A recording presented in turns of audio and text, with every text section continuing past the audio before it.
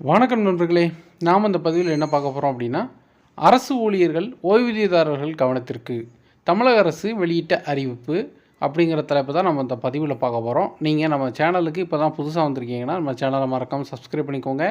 கூடவே பெல் ஐக்கானையும் ப்ரெஸ் பண்ணுங்கள். அப்போ தான் நம்ம போடக்கூடிய வீடியோஸ் உங்களுக்கு இன்ஸ்டண்ட்டாக நோட்டிஃபிகேஷனில் வரும். தமிழ்நாடு அரசு ஊழியர்கள் மற்றும் ஓய்வூதியதாரர்களுக்கு புதிய மருத்துவ காப்பீடு திட்டம் 2021 மற்றும் 2022 செயல்படுத்துவது தொடர்பான வழிகாட்டு நெறிமுறைகளை மருத்துவம் மற்றும் மக்கள் நல்வாழ்வுத்துறை வெளியிட்டுள்ளது.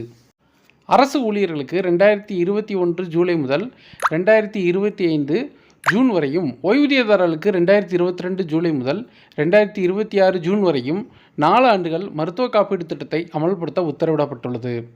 அரசு ஊழியர்கள் மற்றும் அவர்களது குடும்பத்தினருக்கும் ஓய்வூதியர்களுக்கும் அரசு மருத்துவமனைகளில் 5 லட்சம் ரூபாய் வரை கட்டணமில்லாமல் சிகிச்சை பெற இதன் மூலம் வகை செய்யப்பட்டுள்ளது. சில குறிப்பிட்ட நோய்களுக்கு 10 லட்சம் ரூபாய் வரை கட்டணமில்லாமல் மருத்துவ சிகிச்சை பெற வகை செய்யப்பட்டுள்ளது. 203 வகை நோய்கள் மற்றும் அறுவை சிகிச்சைகளுக்கு இத்திட்டத்தின் மூலம் பயன்பெற முடியும்.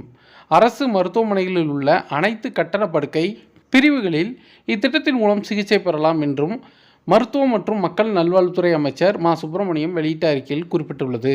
ஸோ இந்த வீடியோவை லைக் பண்ணுங்கள், எல்லாருக்கும் ஷேர் பண்ணுங்கள். மறுபடியும் நம்ம அடுத்த வீடியோவில் சந்திப்போம். நன்றி, வணக்கம்.